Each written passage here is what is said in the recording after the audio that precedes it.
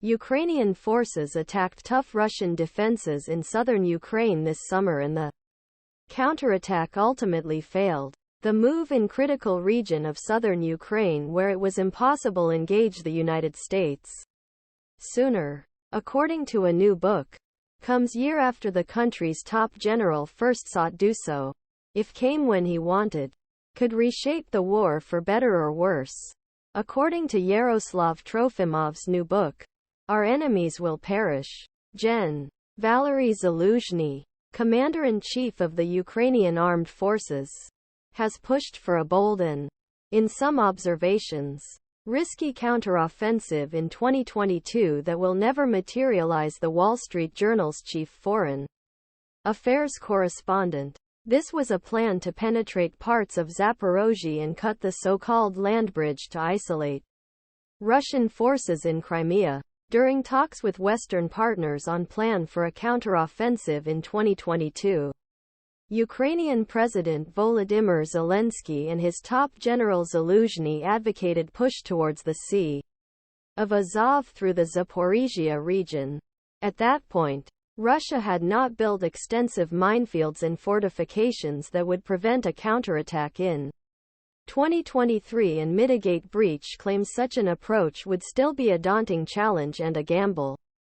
The penetration will need to be not only deep, but also wide enough to prevent the Russians from counterattacking and threatening the flanks of vanking force. But if Ukraine's move worked, it could allow Ukrainians to capitalize on momentum they had gained after Battle of Kiev and Russia's losses elsewhere and, as Trofimov wrote, deprive Moscow of its greatest prize in war.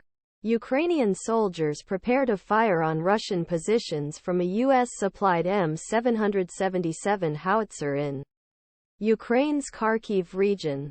July 14, 2022. AP photo of Evgeny Maloletka. File Ukraine did not come to the United States with a big demand.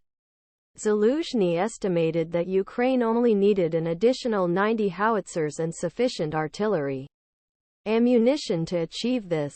It is difficult to assess whether this will be enough or whether Ukraine will also need weapons, such as armored personnel carriers and combat vehicles, or even tanks. But there is a possibility that Ukraine, with a large enough fighting force, could achieve something similar to what it achieved Kharkiv in September 2022, where Russian lines collapsed and Ukrainian forces recaptured thousands of square kilometers of territory. The northeast, the Zaporizhia region, looked ready for a major attack. Unlike another option, Kherson region further west, divided by Ukraine's longest river, a successful attack on this area had the potential to allow Ukrainians to move further afield.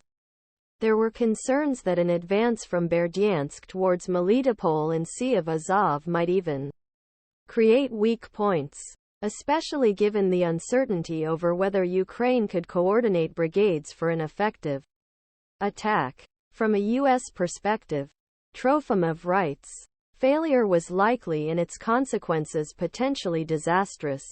Such a